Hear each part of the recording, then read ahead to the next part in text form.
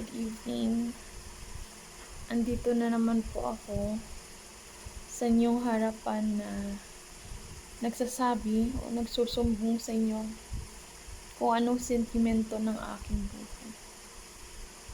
Masakit po yung right arm. Nasasaktan na po ako talaga.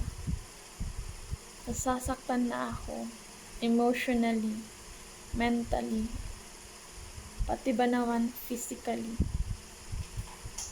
Paano ko na po poprotektahan ang aking sarili kung hindi niyo ako mapagbigyan na yung hiling ko na ibigay niyo naman yung ngiting ikakatuwa ko, ngiting ikakahalakhak ko, ngiting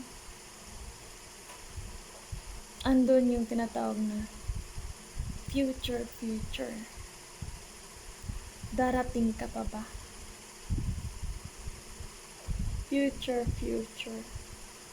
Paano na ang aking right arm? Kaya, eto, nakadepende lang ako sa Omega.